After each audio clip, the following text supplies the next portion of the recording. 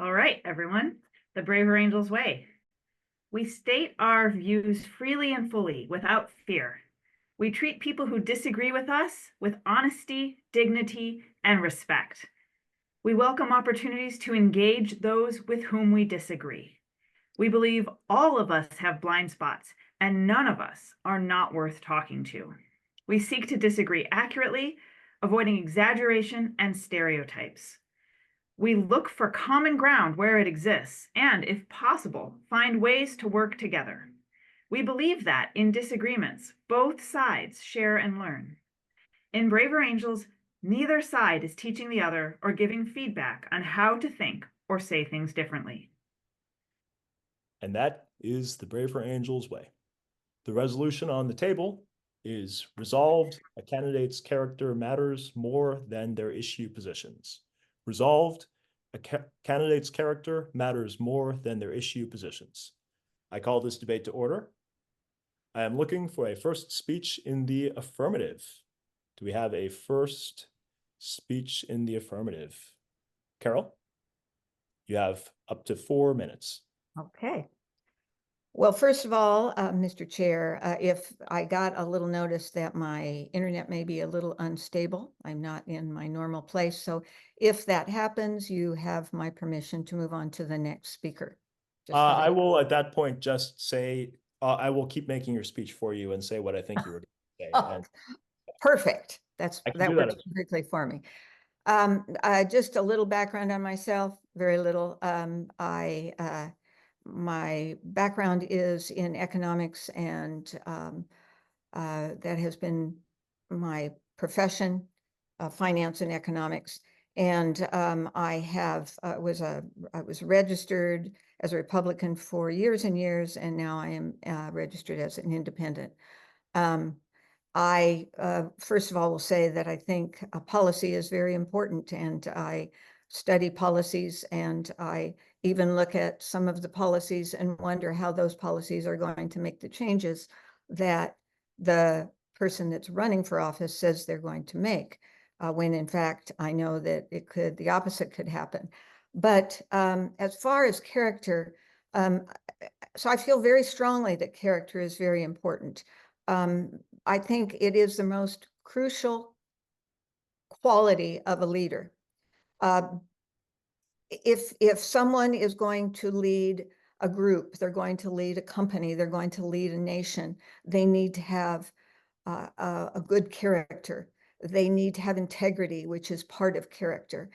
If they don't have those things, they will not only, the people that they attract will not care about those things, but the direction that they go will not necessarily be in the direction that they say that they are going to take people. I feel that character, and there's always the argument that when people are running for a political office, particularly something as important as running the United States of America, probably the greatest country that I know of on the planet, they are tasked with taking care of the people in the country. And I find that character says that they are actually concerned about the people in the country, and that they are actually going to make decisions based on not what they think will benefit them, but will actually benefit the people of the United States. Character ensures accountability. So when someone has good character and does not demean other people, then it means that they will do what they say they're going to do. Oftentimes, someone with bad character will say whatever comes to their mind that will get them ahead. And I think that I often hear people say, well, I don't really like that person, but I think that they would be better because they're stronger, or they would fight back if we had problems.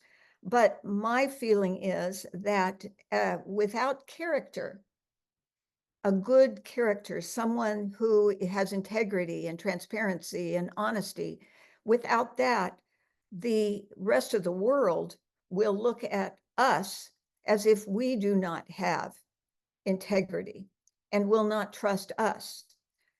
Sure, possibly there are other leaders in other countries that would say, great, this person is just who we think we want to buddy up to. But I feel that the attributes that are really, really important are those things that create character. And I think as an example, we need to have a good example out there. I also feel that if I question their character, I don't really believe that they believe what they're saying and that they are going to do what they say they're going to do. So it doesn't really matter what they say their policies are. If their character is bad, then it's just talk. And it depends also on how often they're telling continual lies or telling untruths or grabbing things out of air just because it sounds good to the people that they're talking to. And I have often talked to people and they'll say, but all politicians do that. Well, I think all politicians do say things that they think will get them elected. Absolutely. But there is something, and I think at least when I meet people, I can talk to them for a while and I can get a sense of whether or not I feel that I can trust them, that I can really trust them. And if they are bad mouthing people they know, people that anybody, or they're 30 seconds. if they're doing that type of thing, then it makes me question whether or not I can even believe anything they say. So character is primarily how I would choose in this particular election the person that I would vote for. And with that, our speaker is thanked. Let's go to questions for the speaker. Please raise your Zoom hands if you have questions. And I just have a preliminary question to start off with. Madam, who does the speaker believe are some examples of politicians, not necessarily presidential candidates, but any politicians anywhere in America in the last 30 years, I guess, who have had what she defines as good character for leadership? Good character. Okay. Though I did not agree with all of the policies, I believe that Barack Obama has good character. And for a lot of different reasons. He was very positive about a lot of things that made people want to do good things. Again, did not agree with all the policies, but certainly when I listened to him speak, I felt like I could pretty much trust him to do what he said. Let's go to a question from Sissy Ta. Sissy? Yeah, it's not so much a question as I agree with thank you for that, but I would ask that for the question periods, we just keep it with questions. Okay. Thank you. Let us go to a question from David Barak. David? Hi, thank you. My question for her is how can we know, how are we able as voters and as the public, how are we able to actually know the true character of a candidate? We live in, a world where people that listen to the media on one side are told that the character of that person on that side is good and the person on the other side is horrible, and vice versa. So how can we truly know what the true character of a candidate is? Thank you. Thank you, sir. Madam Speaker. That is a very, very good question. And I do agree it's very difficult because our media is so polarized. I mean, so polarized that you don't know if anything you hear is actually true. There is, though, the ability to fact check, but there also is the ability to listen to the words that come out of the mouth of the person that is running for office, and hearing the answers to questions. You won't necessarily, one person would not necessarily get the answers to all of their questions and have it go, this is clear. But I think when it comes to what we're going through right now, it's very clear that one of the candidates will say just about anything, but also says things that truly makes me feel that his character shows through. And that can be bullying, that can be things that are not true that I can fact check. So just hearing the words come out of that person's mouth is one way. And let's go to a final question from Leslie. Leslie. Hi, thank you, Mr. Chair. I would like to ask the speaker what she thinks about the long history of what were kind of loosely called peccadillos among many presidents on both sides of the aisle. At what point does something rise to the level of a character flaw that would make you say you wouldn't vote for this person? And I will freely say, yeah, I will freely say that I have voted for some people with such peccadillos, although I basically agree with the speaker completely. So I'm curious about where you draw the line. Where the speaker would draw the line. Well, I meant one where one. Well, this speaker would draw the line when things are said that are not only not true, but are distasteful, that are contrary to what I think is has integrity. I feel that when I hear things that make my stomach tighten up and I go, I am embarrassed. I'm embarrassed for other people. I have a lot of friends in other countries, and I'm embarrassed that I have someone like this running for office in my country that I am so proud of. And when I get embarrassed because they can see through this person, then I don't want to vote for them. And with that, our speaker and her questioners are thanked. Thank you very much, Madam Speaker. Just a very quick note to everybody. You all noticed that I ruthlessly enforced the no second person pronoun you rules on my whip, Leslie.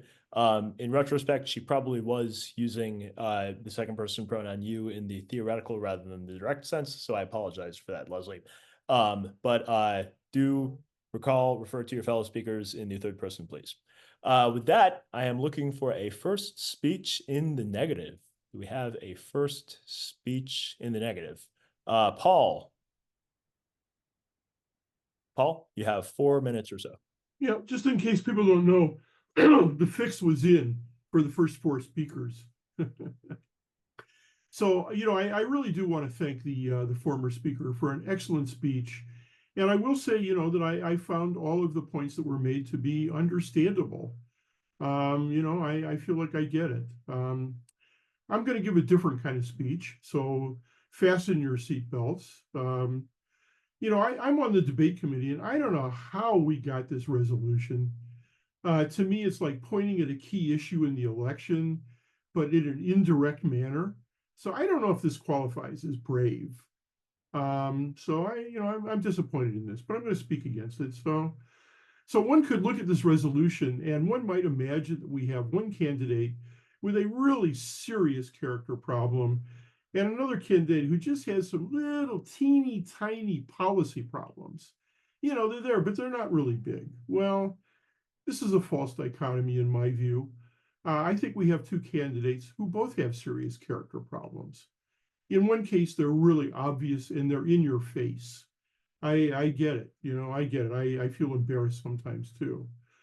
But on the other hand, there are sneaky, hidden character problems. And in my life, I have generally found those who are obviously character deficient to be actually a lot safer than those who are sneaky character deficient. And I would just point out, I think a lot of people understand that Donald Trump's policies are much more in line with the American people than those of Kamala Harris. One might look to Barry Weiss, who has, I believe, come to that conclusion. So we're going to talk about character here. There are categories of character. Okay, coming across as a nice person is one form of character. Another form of character is to have the courage to actually stand for something that's consistent, to have the integrity to say what you believe, no matter what the audience is that you're speaking to, and the courage to submit to the democratic process, which actually includes press conferences where you don't get softball questions, but where you get real questions. That is also character. Kamala, complete bypass of the democratic process to become a candidate. Press conferences, no. My belief is that she will do or say anything to rise to power. And I have been aware of Kamala Harris since she was a district attorney in San Francisco. I don't see that she has committed policies that she will actually speak, no matter what the situation is. I actually have a little bit of experience with her myself. I used to work the Cow Palace Gun Show in South San Francisco, and there was one time when outside of the gate of the gun show, I and some pro-gunners were having a conversation with she and some of her friends. And I remember, something she said. She said, we got to close down this gun show because people have stolen guns from this show. And not me, to my shame, but somebody I was with looked her in the eye and said, so you're telling us that you're aware of a crime. Why aren't you prosecuting the crime instead of going after the victims? Good question, I think, a very good question.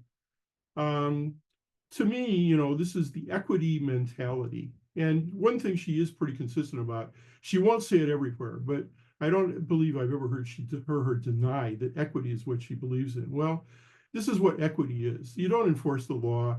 You care a lot more about, who wins and who loses. And, if the people you don't like lose, well, that's just great. I'll try to wrap up quickly. I know I'm a little bit over here, Luke. I would point out, what happens with the equity mentality? Well, you get a narco tyranny. If you don't know what that is, I suggest you look it up. That's what a lot of us experience in San Francisco.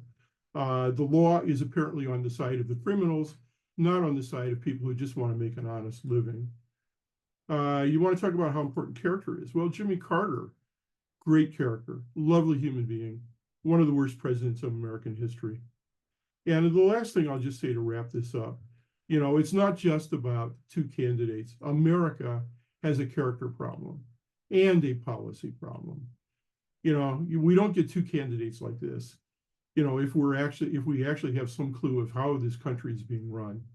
So I will leave it at that, except to say that, to me, this often looks like late stage collapse of an empire or a democratic republic. I'm currently trying to read Fall and Decline of the Roman Empire, but 6,000 pages is pretty hard to slog through. I'd be happy to take questions. I would actually be happy with rebuttals, but too bad, we're not doing rebuttals yet. Take it away.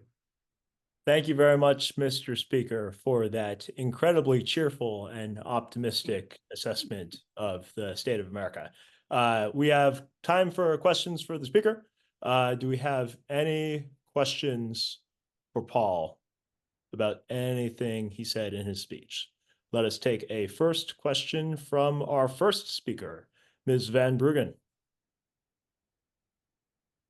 Carol, you're still muted. The audio? Yep, Here, there can you you hear me now? All right. So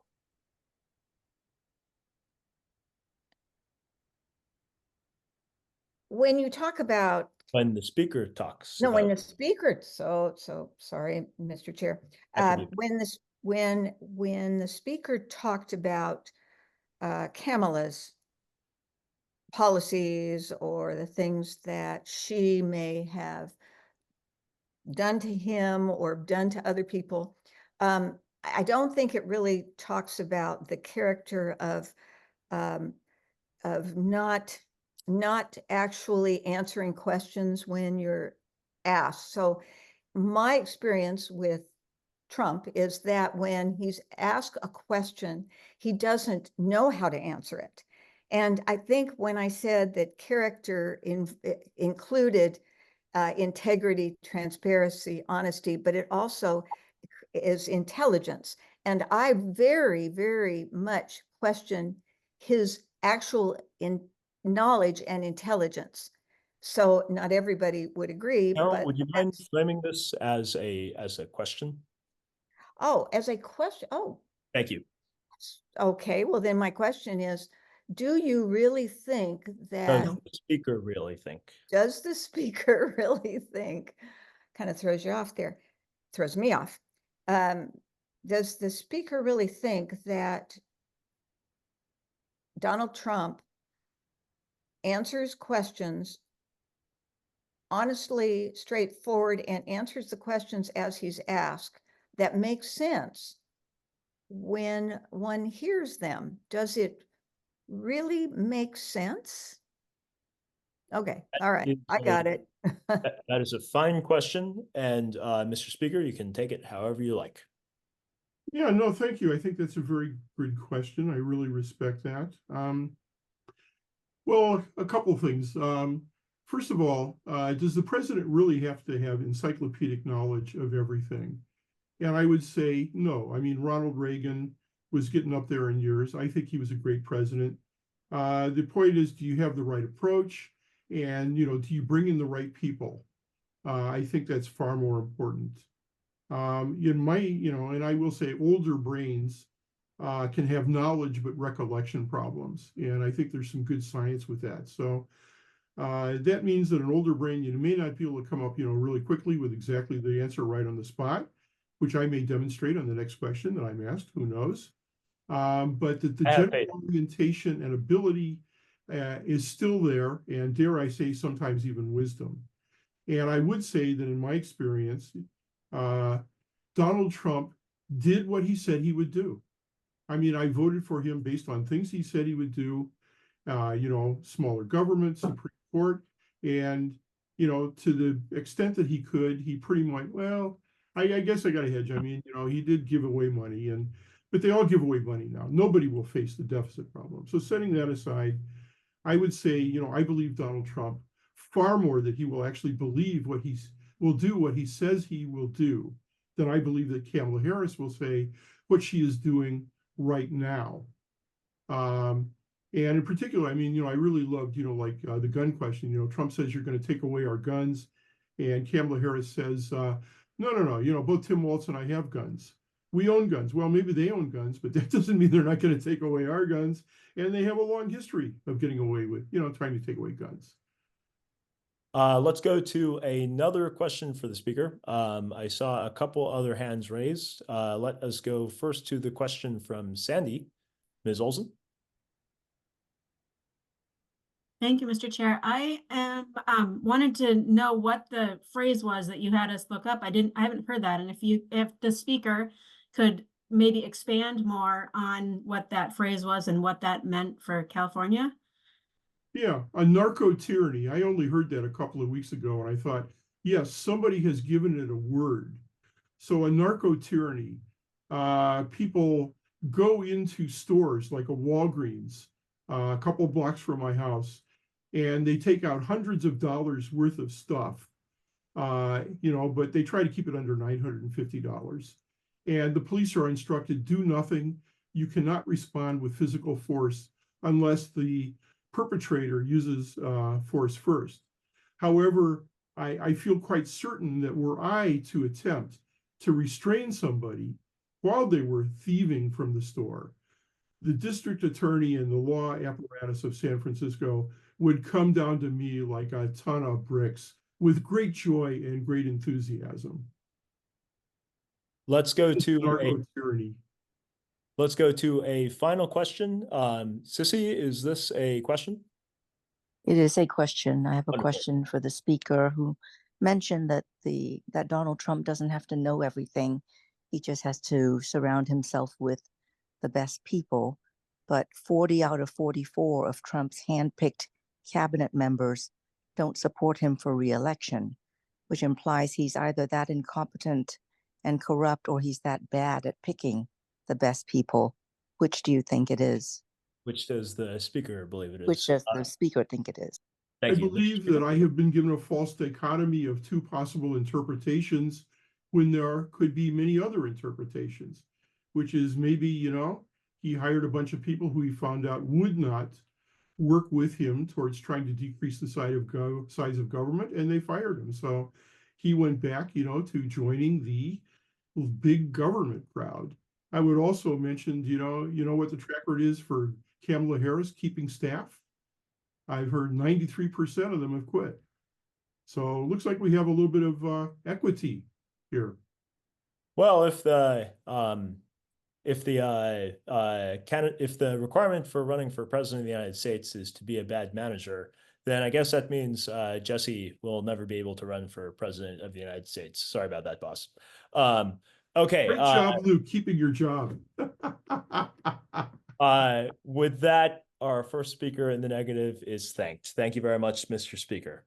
I am looking for a second speech in the affirmative. Do we have a second speech in the affirmative? Yes, from I Len? could do that. All right, sir, you have up to 4 minutes or so.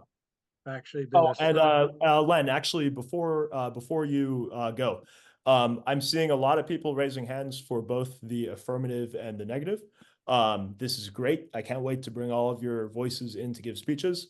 I would request that you help us out with putting your speeches in order by sending a chat to one of your whips. Those are Paul, Leslie, and Emily. About what you might be interested in saying, and that will help us slot you into how we think about how to order all of these. But please message your whips and then raise your Zoom hands on the subsequent times. All right, with that, Mr. Speaker, you have 4 minutes. Okay, well, of course, I was actually volunteered to do this in advance, and I found it difficult to answer the question, but I would say at the extremes, I think character counts more. Let's say at one extreme, you could have someone who has terrible policies, but good character.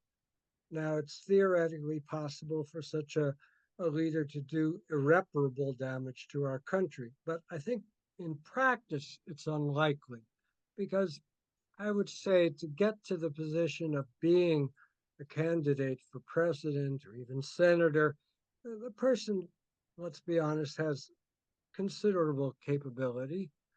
And there are also checks and balances to limit what they can do. So if the leader, as we're assuming, has the integrity to respect the Constitution and the law, what they can do will be restricted by the checks and balances. But on the other extreme, if you have a leader with little integrity, but high capability, at least as high as most presidents and candidates, I think, do have, they would be more likely to do lasting damage to the country. And the checks and balances might not restrict them because they might not respect the law or be willing to obey the law. Having said that, we're usually not exposed to the extremes. If I had answered this 10 years ago, I might have said that policy positions were more important. I don't look for perfection in our candidates, fortunately, because it's not there. But above a certain threshold, I am probably more concerned with policy positions than with character, little differences in character. For instance, in 2008 and 12. I think both candidates for president had sufficient character to meet that minimal threshold. So I did make my choices based on their policy positions. But I haven't seen, but that position of mine has been put to the test, and I have now found a candidate who I think falls distinctly below that threshold of minimal character. And I see now that I really, in the extreme, put character ahead of policy positions. And with that, the speaker is thanked. Thank you very much, Mr. Breslau. Let us go to questions for the speaker. Let's go to a question first from Miss Bradeen. Anne, please unmute yourself. Thank you, Mr. Chairman. I'd like to ask the speaker, what place does he feel that the media has played in forming the characters that we are currently choosing between, when one has been slandered in the media for ever since the first time he got in office, and the other is seen as a darling of the party. So I asked the speaker, what part has the media played in all of this? I appreciate this. This is a really interesting question about people and their environment. Thank you for that question. Mr. Speaker, you can take it however you like. Yes, well, that's a very good question, and the media are certainly very biased right now. Personally, I stay away from the television and the social media for politics. Television for entertainment, yes. So I read on both sides. The Wall Street Journal, the National Review on the right, New York Times, Washington Post on the left, and others, like The Economist, and do the best I can. Of course, I believe those two right-wing media have not endorsed, as I believe, Trump. At least they, maybe that was the last election, but okay, and that's it. Let's go to a second question from Scott Sobel. Scott, you're still on mute. Yep. Trying to be quicker with pressing the buttons. So question for the speaker, when you're speaking about character, how much store do you put by loyalty? How much store does the speaker put in loyalty? How much store does the speaker put in loyalty for candidates, and specifically loyalty by the voting population and people who work for them, as opposed to loyalty to the Constitution? Thank you for that, Mr. Speaker. Yeah, I'm not entirely, I guess I have some idea what you mean by what the questioner meant by loyalty. First and foremost, definitely the Constitution and the law. Loyalty to the Constitution and the law is what I'm most concerned with. If we lose our Constitution and lose our democracy, that would be an irreparable damage. I mean, you can have one president creates regulations, the next president can get rid of those regulations, raise taxes, lower taxes, but once you lose the Constitution, that's irreparable damage that I was referring to, the sort that I was referring to. And with that, our speaker is thanked. Len, thank you for all you do, and thank you for this speech. We are going to go to a second speech in the negative. I am looking for a second speech in the negative. Al, are you still here? Mr. Lindsay, you're still on mute. Mr. Lindsay, you are still on mute.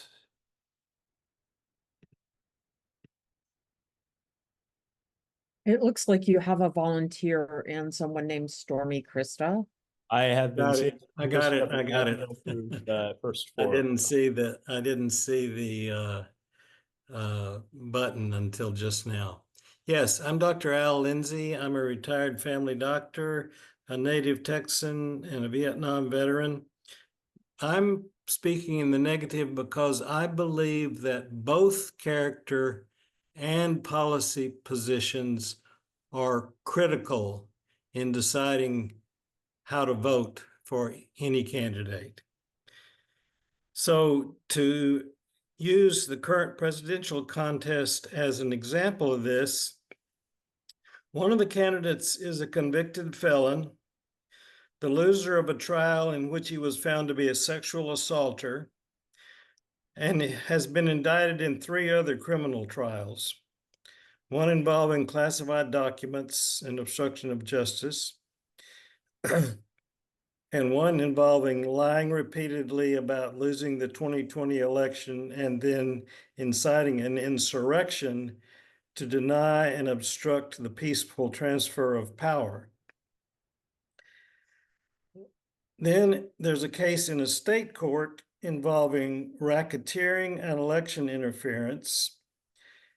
The insurrection case to me is the most important of these because to me, that demonstrates treasonous behavior in the betraying of his oath to, quote, protect and defend the Constitution of the United States against all enemies, foreign and domestic. In my opinion, he is the most dangerous domestic enemy of the Constitution at the present time. The other candidate has been a district attorney. We've heard some things about that. The Attorney General of one of the United States, a senator in the US Senate, and the Vice President of the United States. As far as I know, she has no criminal indictments and none pending. As far as positions, the first candidate I mentioned's economic positions involve big tax cuts for millionaires and billionaires and huge for-profit corporations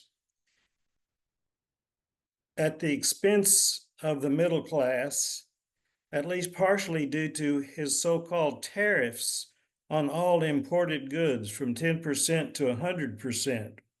He seems to think that the foreign countries that are sending these goods to this country would pay the tariffs, but actually we, the consumers, would pay, as was shown by the Smoot-Hawley tariffs that in the 1930s that extended and made much worse the Great Depression.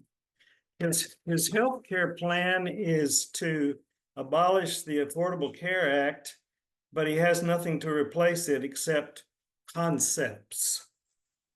The other candidate has not spelled out her economic or health care plans well enough so far for me, but she at least says she's trying to support the middle class. She's from the middle class, and she's trying to support working class people.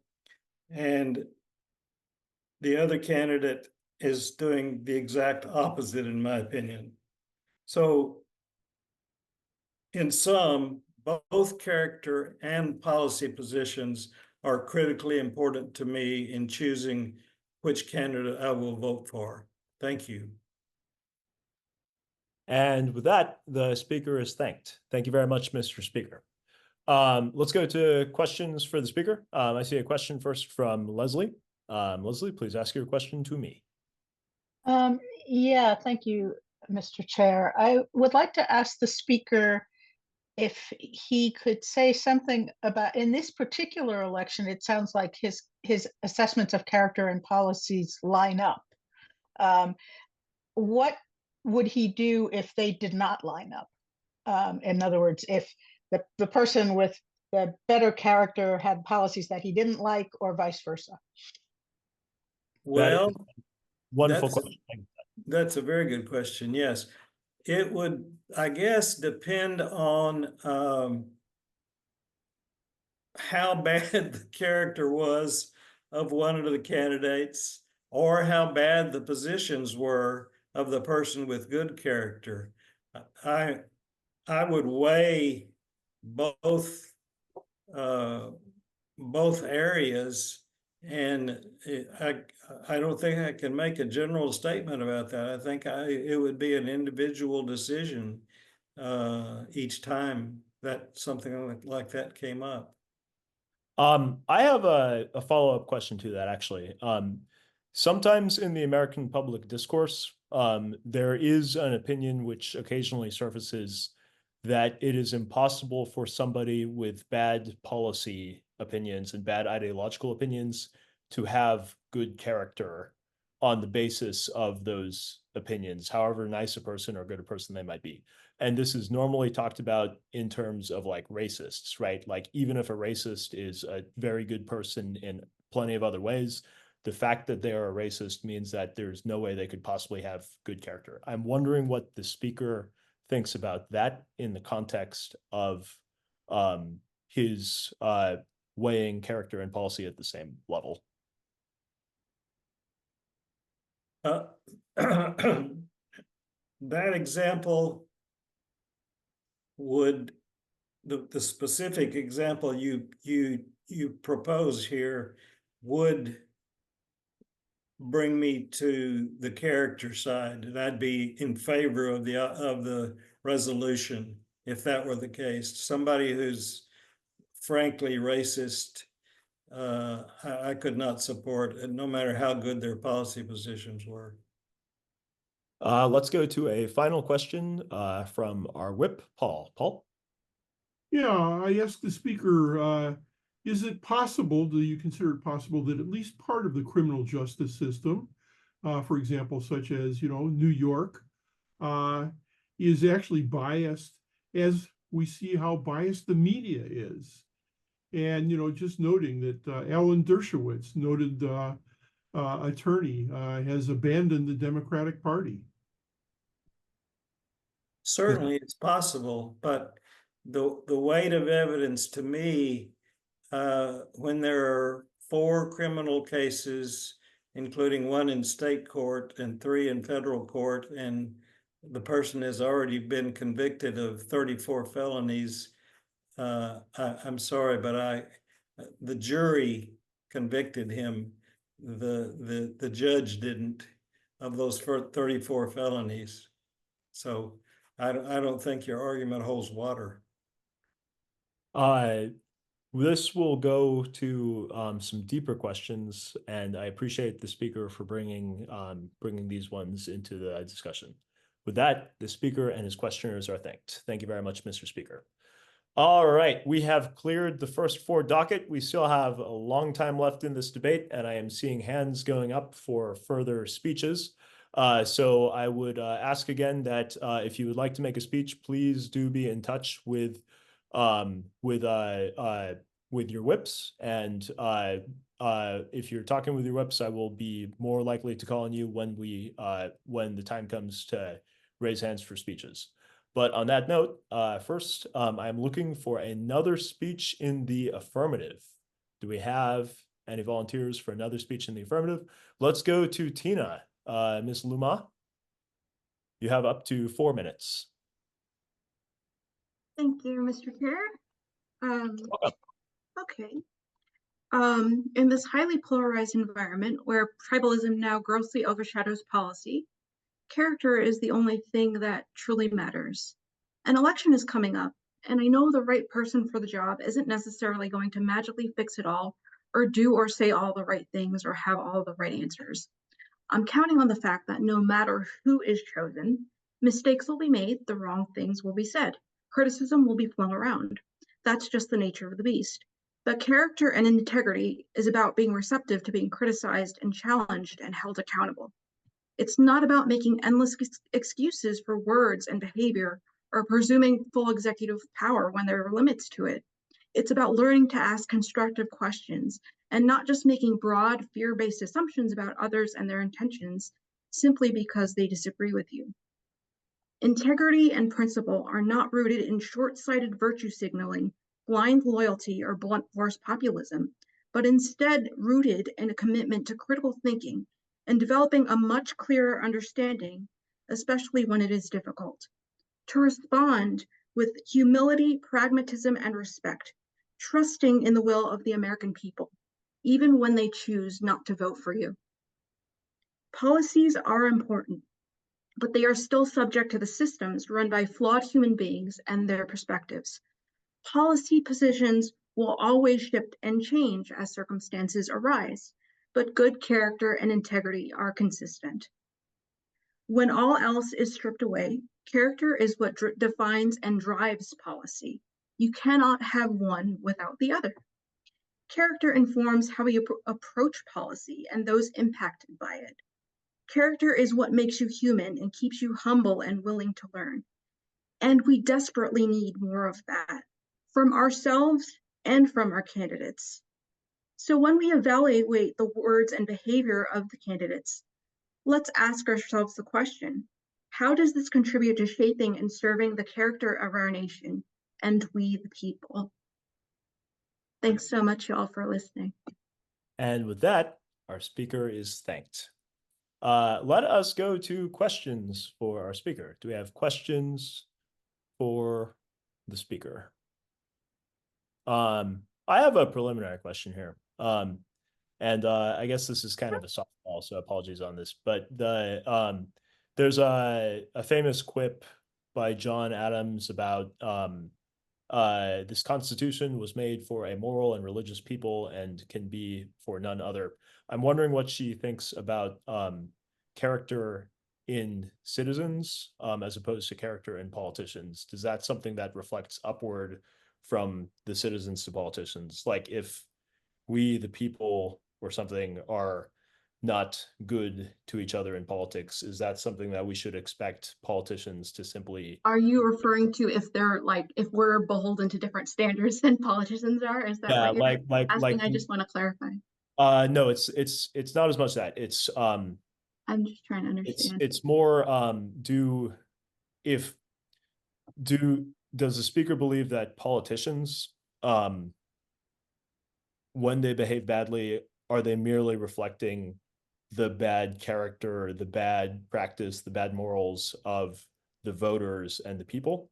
Or are the people's and the voters' bad habits and bad character reflective of bad political leadership, and the leaders are the ones who are doing that? I think it's the former. I think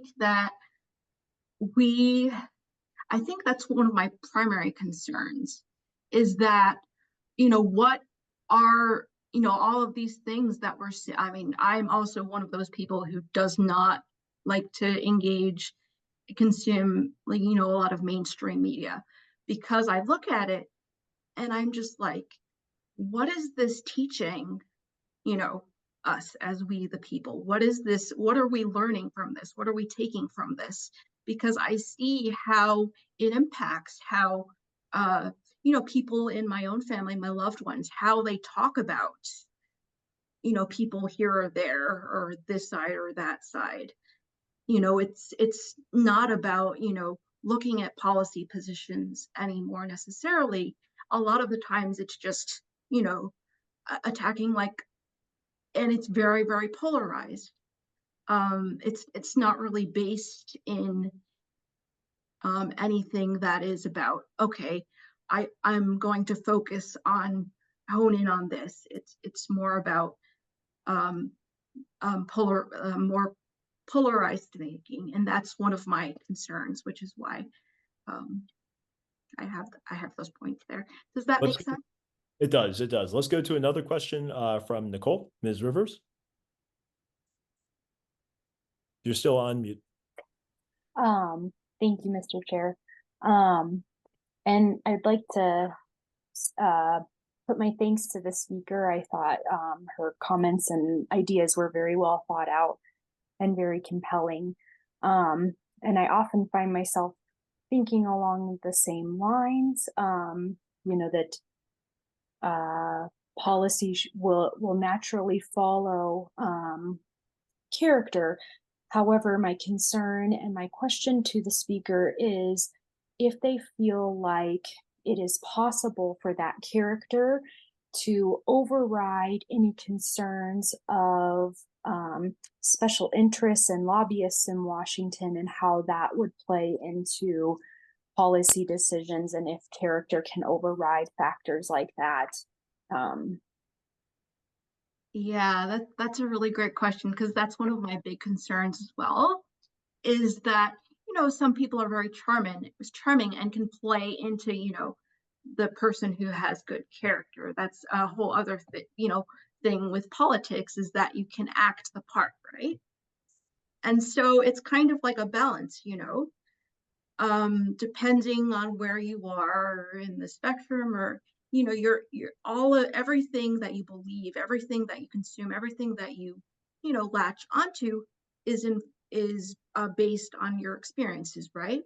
So you kind of that's kind of like the work that we do, right, is kind of like balancing that out. Am I going to focus on the fact that this is a really charming human being, they seem like a nice person, and then go and do more research, and then be like, wait a minute, these are things that I don't agree with. I mean, they seem very charming on the surface, but there's all this this pile of beans that they're sitting on that we're not really paying attention to, and that's such like a balancing act, so I really do hear that, and I do I do agree with that as well. Let's go to a final question for the speaker from Sissy Ta. Sissy? Yes, I would like to thank the speaker as well. My question is, in this highly polarized environment, your truth and your impression of the candidates may be so different than the opposite. How do you have I'm so sorry. How does the speaker have convincing conversations that might compel those who see it differently, that that your perceptions are accurate, and that the data, the facts, the truth that you see is from reliable sources? And my second question is, are you going to submit what you stated to us in a letter to the editor in your local community newspaper? Thank you. Madam Speaker, you may take both of those however you like. Thank you so much. That is very kind of you. I don't believe that I'm bold enough or well versed enough on everything like y'all are, but I do really appreciate that. That is very sweet of you. I appreciate it. Okay, so just for background for me, I've been politically homeless for about 15 years.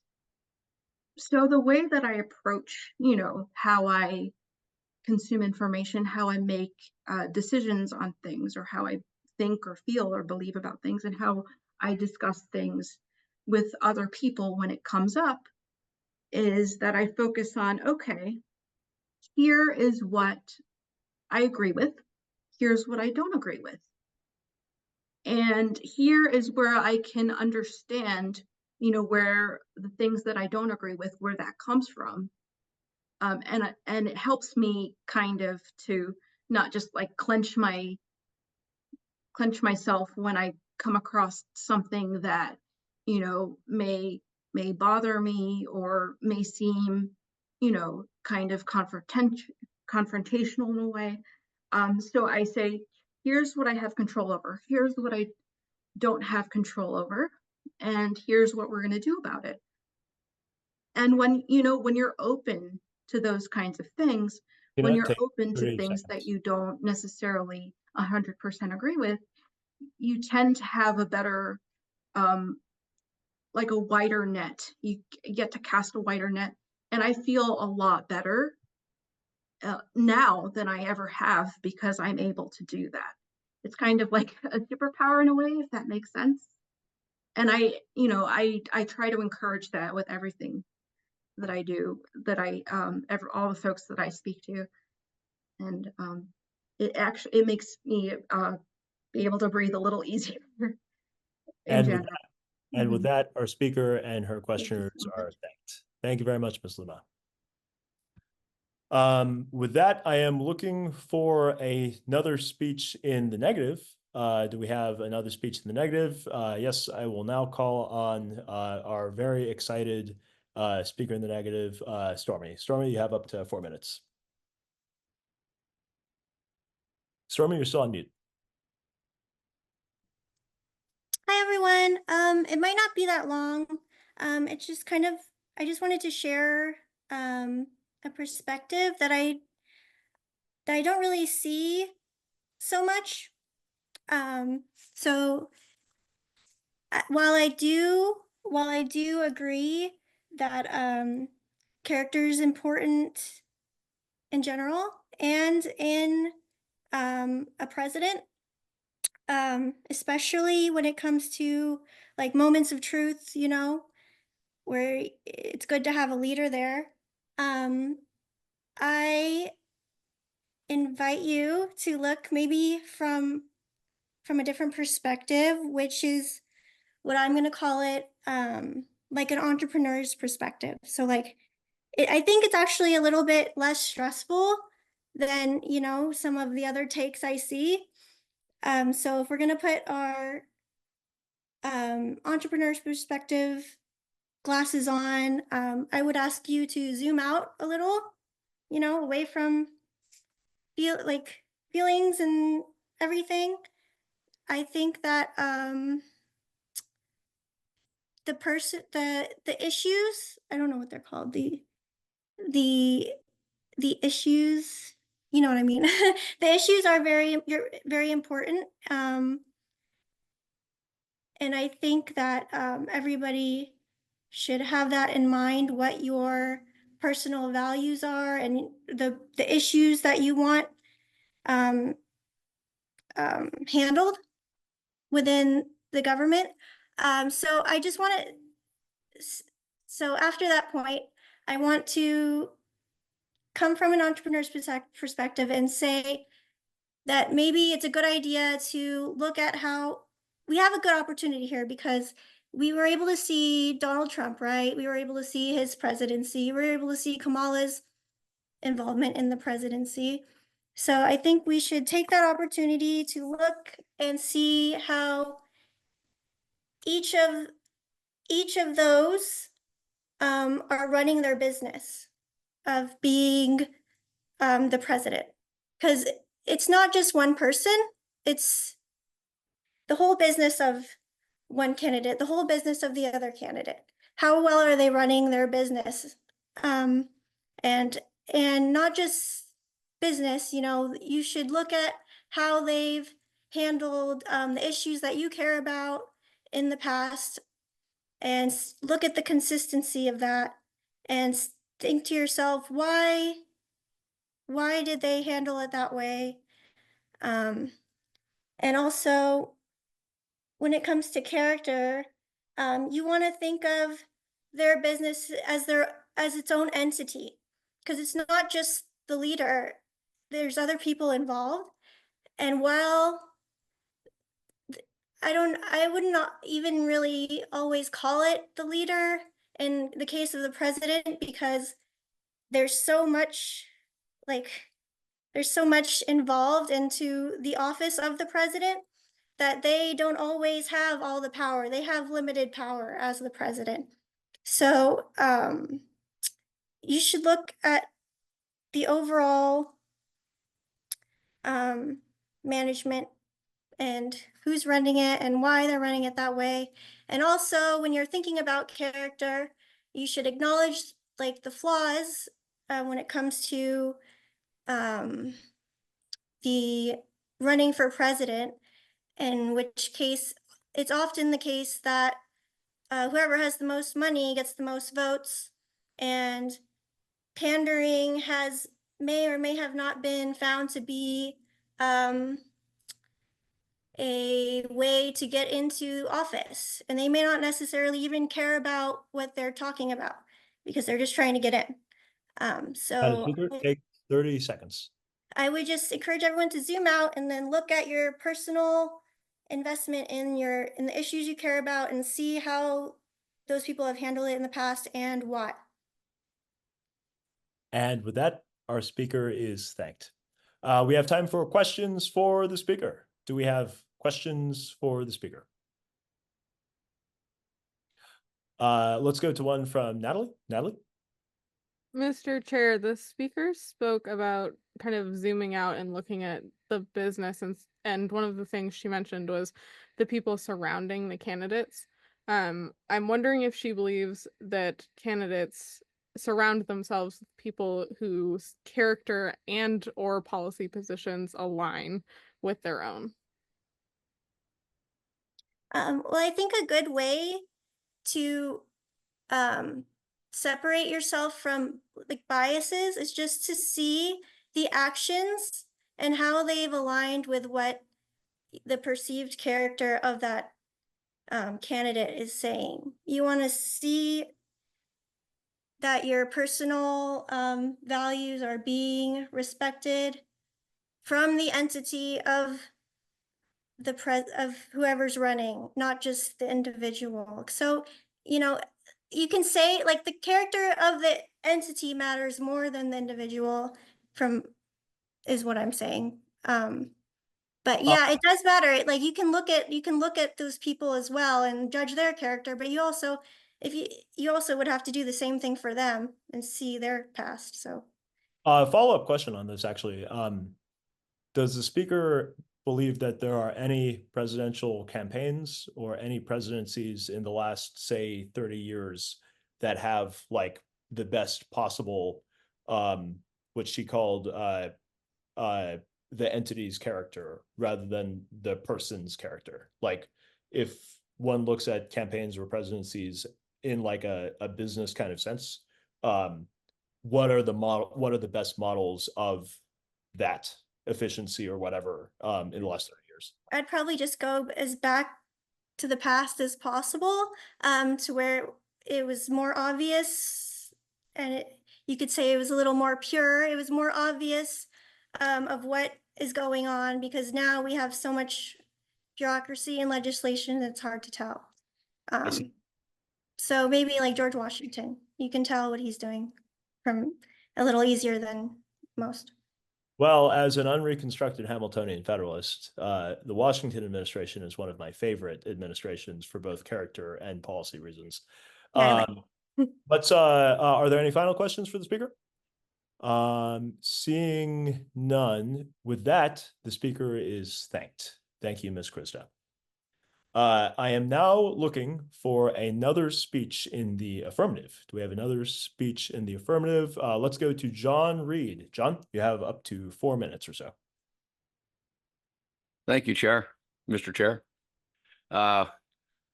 First of all, I'm a little nervous at how ill prepared I am. I've listened to some people sound like they've thought about this and wrote some things down. Ill prepared is wonderful. Those can be. Here I go. So I'm a psychologist. I think about things in those ways. I write papers. I work with people. 2 papers I've written have a lot to do with politics, although I didn't intend that when I wrote them. One was entitled Wealth Acquisition and Hoarding Addictive Disorder, just basically saying some people become addicted to acquiring and hoarding more wealth no matter what. And it's an addiction. It's a mental health problem. The other one was called Malignant Othering Syndrome. Some people have a syndrome of behaviors in which they view others as inferior to them as a way to try to compensate for their own feelings of inadequacy. And those feelings of inadequacy may not even be conscious or not very conscious, but they can be acted out in brutal ways. Today at lunch, I was talking to somebody about this, talking about, a politician that had obviously very, very shaky self-esteem. And I thought of Joseph Stalin, and I said, yeah, he purged 20,000 people. I mean, not just fired them, killed them. And I looked it up, I was wrong. It was between 700,000 and 1.2 million. But that toxicity of, I don't feel good enough about myself, and I therefore find ways to absolutely denigrate and regard as inferior other people, can obviously destroy other people's lives. But when it's in the political arena, it can be exponentially toxic. And I felt like in the debate the other night, in some sense, each candidate was saying, our country's really in a mess, and it's because of fools like that other person. And the only person who could save it is wonderful people like me. Whoever you believe in that, a person who is caught in constantly viewing others as inferior, certainly it would allow Joseph Stalin to kill a lot of people. And you know, I think that's the ultimate acting out of that. But we all do it, and we all have to look at it.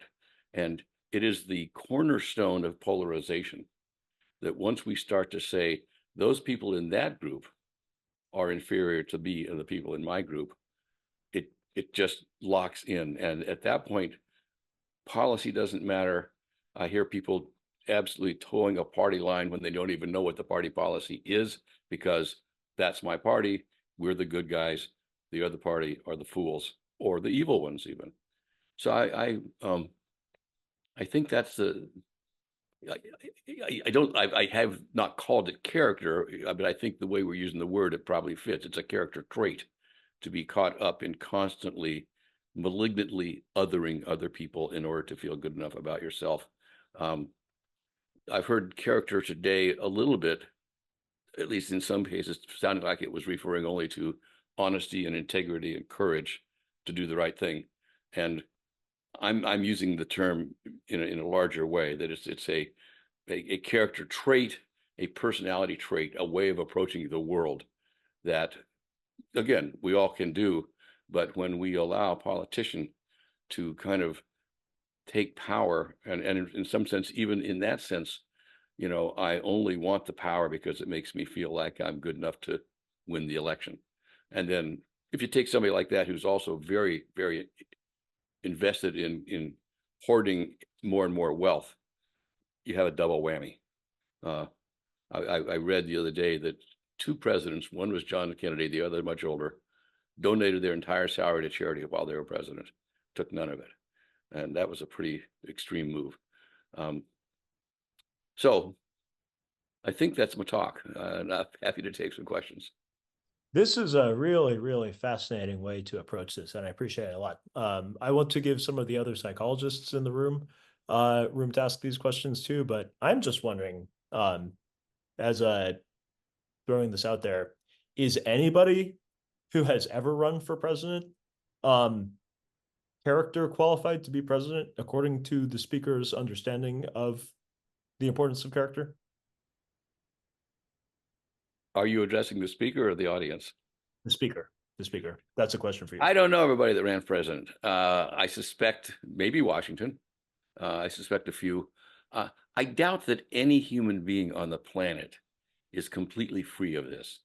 I doubt that any of us have felt so completely secure about our adequacy throughout our lifetimes that we never, ever resorted to something like this. I just think that's highly unlikely. It can get very, very, very toxic. I don't know if people know, the original Mormon doctrine about African Americans was that they were the descendants of Cain. God was punishing them because of their evil ancestor who slew his brother. That is as toxic as it gets, to be able to look at a group like that and say they're just plain old evil. In fact, God doesn't like them. Most of it's a little more subtle, but I think it's pervasive. Let's go to a question from Tina. Tina? Yeah, thank you so much for your perspective. That was really great. You did a great job. I'm not just saying that. I'm like, Thank you. wow. Um, so I think the president that you were referring to, was that Jimmy Carter? I was wondering, floating Oh, around in my mind, because I know he did a lot of Habitat for Humanity. But anyway, do you think that, you know, our leaders' ability to navigate kind of those imperfections is part of what makes a good leader? I don't know if that's a good question or not. That's actually, that's probably the most important question of the night so far. Mr. Speaker? Tina, say it again, please. I'm not sure I heard it correctly. Okay, Would the speaker say it again? So because you touched on, you know, the fact that, you know, nobody's perfect, right? Yeah, And that yeah. applies especially to our leaders. So do you think that our leaders' ability to navigate kind of those imperfections is like part of what makes a good leadership person? Absolutely. And much of that navigation is a kind of a humble self-examination, watching your own behavior. You know, people talk about microaggressions in racial stuff and how they're so subtle and they pop out, but they pop out everywhere. And if we go to the trouble of examining our own behavior and watching our own thoughts, we can catch those things and we can humbly acknowledge, I'm not perfect. I just did some malignant othering toward another human being. And that'll change the world. I mean, the more people who are willing to do that self-examination and have the courage and the support. And Jimmy Carter did some of that, by the way. I know some background information about him through the psychology circles. He did some introspection. I'm going to only go to 2 more questions for the speaker so that we can get to some further speeches. First question will be from Paul. Paul? Yeah, thanks. I totally agree with the speaker about, you know, the importance of doing one's own internal work and one's own sense of inadequacy. However, I have I believe a challenging question for the speaker, which is how to reconcile making a speech like this with the Goldwater rule, which prohibits psychiatrists from offering opinions on somebody who they have not personally evaluated, thus using therapy and diagnosis or evaluation for political purposes. I think I understand your question. If I do, I hear 2 sides. On the one side, absolutely corruption of psychiatry and psychology when sometimes it's used that way. The other side is, of course, this is what we do for a living. And I hope in an ideal case, this is what we do because we have a passion for psychology. And therefore, we are entitled to have an opinion, as I just expressed mine. Let us go to a final question from Scott Sobel. Scott? So following up on the speaker's evaluation of self-awareness and the importance of self-awareness for politicians, is there a way for voters to judge how a politician is self-aware or isn't self-aware, or is there a possibility too that if a politician's not self-aware, that may be caused by some sort of a social malaise, a psychological malaise, and they can't recognize their own illness? Mr. Speaker? I think the first thing is intuition. When I listen to someone speak, I can be a psychologist. I can analyze the way they talk. I can also just listen to my gut.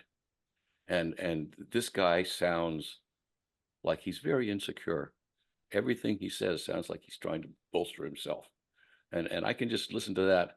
I can also sometimes ask myself, what would cause me to act that way or say those things? And usually that exploration leads me down to, yeah, I would say something like that if I was feeling really scared, if I was really feeling like I wasn't good enough and I had to prove it. So I think it's a combination of listening partly with the intuition and also of just taking the self-examination inside yourself and say, what would cause me to do that? And with that, our psychologically oriented speaker and his psychologically oriented questioners are all thanked. One of the things that some of you might not know fully about Braver Angels is that aside from good faith, red, blue, bipartisan civil discourse stuff, some of our founders were psychologists and therapists. And one of the reasons Braver Angels remains, I think, a fascinating community at a really deeply human level is that we have lots and lots and lots of people who practice psychology in various ways, who bring their skills and talents and thoughts to all this, and we fight about them as depolarizingly as anything else, and it's wonderful. So thank you all for being here too. Let us go to another speech in the negative. And I am wondering if Ms. Anne Bray Dean, who I've seen her raise her hand a few times, Anne, are you willing to give us a speech in the negative? Yes. Great. You Yes, have I you have am. 4 minutes. This, as one of the previous speakers brought up, Stormy, I believe, this is a time when we are able to compare 2 administrations. And it only happened at one other time in the history of our country. I understand it was with Grover Cleveland. I wanted to remind us, I think, what a president's job is. I just looked it up while we were having this discussion. Making treaties is one of the things, vetoing or signing bills that Congress passes, representing the nation with, by talking with foreign countries, leaders of foreign countries, enforcing laws that Congress passes, and acting as commander-in-chief. So those are the jobs that the president does. One of the other speakers is going to vote based on a president taking care of the people. I ask myself, who was I better off with? Which administration have I been better off with? And because I can compare what it was like under Trump and what it's been like under the Biden administration. And I honestly feel like I was better off during the Trump administration. There were no new wars started. We've had Ukraine and Israel now.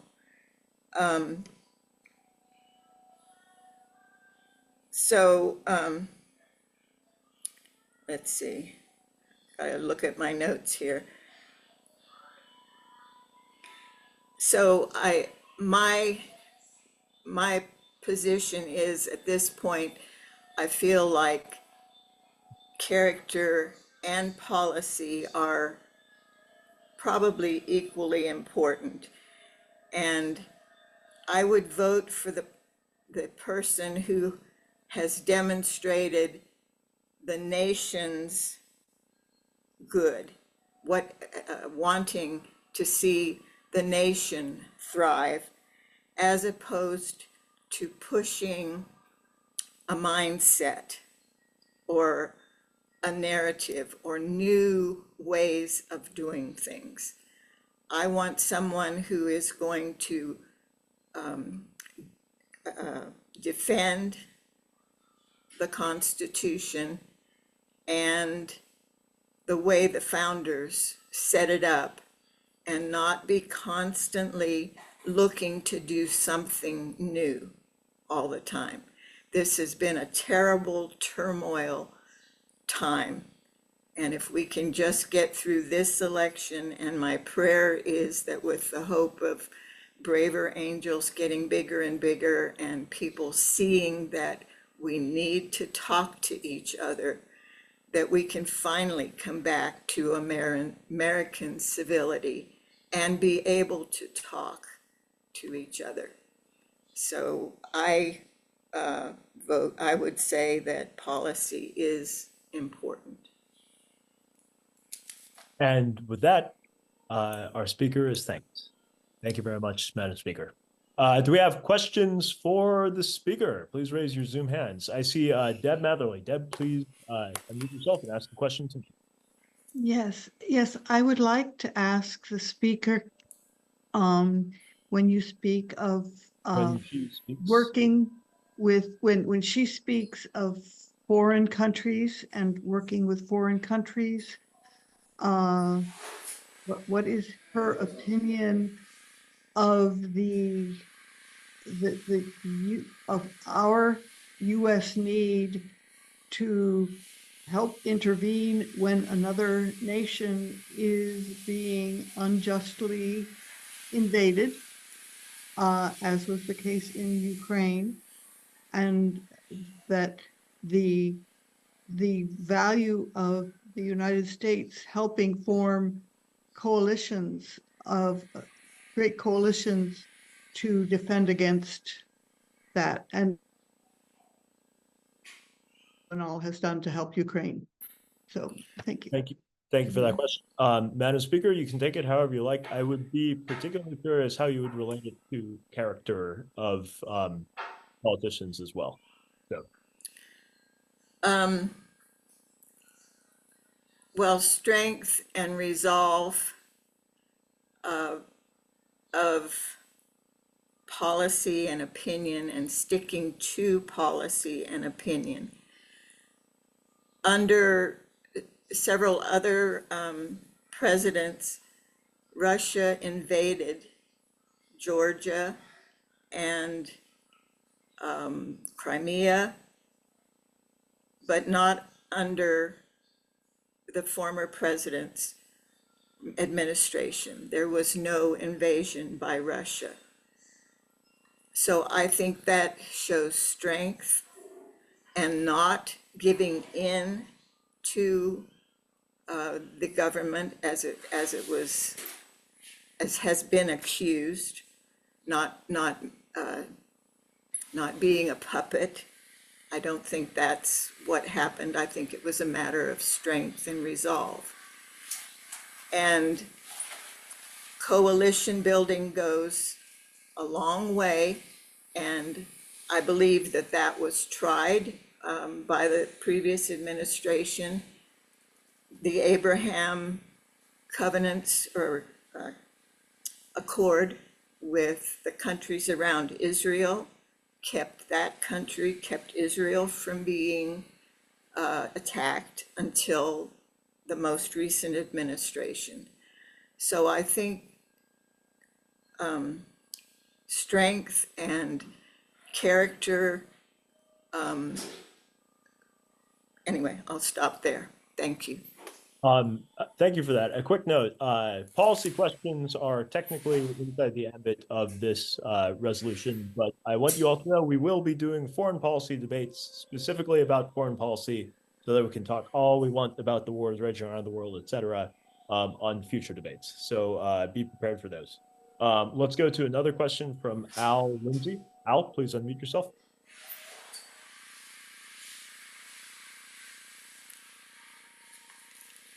Al? Yes, I'd like to ask the speaker how the speaker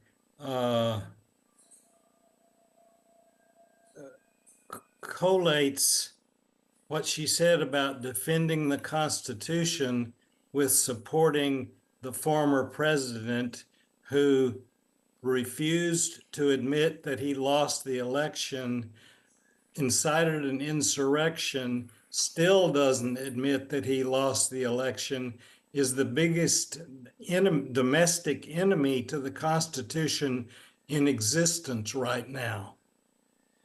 Thank you for that question, Madam Speaker. You can take it however you like. Thank you for the question. I would say that the questioner is taking for granted that it was only Donald Trump who felt that that election was not fair. I think that there are probably at least, I would, at this point, I'd say about half of the people, the regular voters, who also feel that way. I watched this speech that day, and he called, as he said the other night, he called for peaceful marching. And he did. I had heard from other sources, not just what he said the other night. He did call and let the responsible people know that there should be more security. I am not totally convinced that there were not left-leaning people there just to start problems. And so that's my opinion. And I felt like it was a populist protest. Take 30 Thank seconds. you. Okay, a populist protest that it is an indication that there was something that people felt was wrong during that election. And that, again, I'm sorry, is my opinion. Thank you. And with that, our speaker and her questioners are thanked. Thank you very much, Ms. Brady. All right, we are getting towards the top of the hour, but I'm going to squeeze two final speeches into this. I am looking first for a final speaker in the affirmative. And let us go to a speech from Scott Sobel. Scott, please unmute. You have 4 minutes. Thank you. I find this fascinating. This is the first contact I've had with Ray Range, for sure. So I believe the character should always be more important than policy, because with character and intelligence, you're going to tend to pick the right policies as a politician. You're also going to delegate well. It's a business proposition as well as a form of art. Politics certainly is, and the presidency is certainly along those lines. I think there's a great deal of confusion these days between character and charisma. And a lot of that has to do with the news media making our elections into sports coverage as opposed to more of a intelligent conversation and debate. I believe that somebody with character and also somebody who's a public servant is very important. And again, we'll choose the right policies. Being a public servant, not being greedy, not being selfish, being trustworthy are great qualities for leaders who will eventually pick the right kinds of policies as well.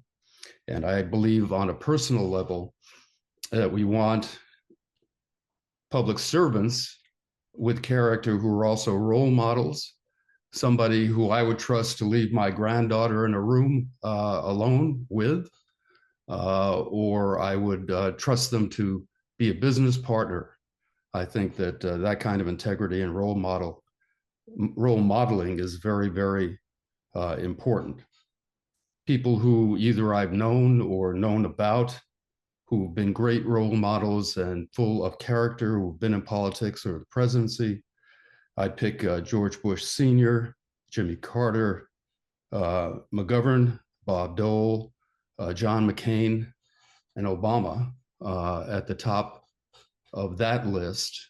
And then full disclosure, I was a network and print journalist, a major market journalist for 20-something years, and have been still involved with media relations, government relations, deal with Congress, and crisis communication, litigation communication, and also have an advanced degree in media psychology.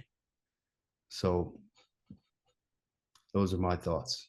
And with that, our speaker is thanked. Let's go to questions for the speaker. Is this a question from Michelle Peterson? Michelle, please unmute yourself.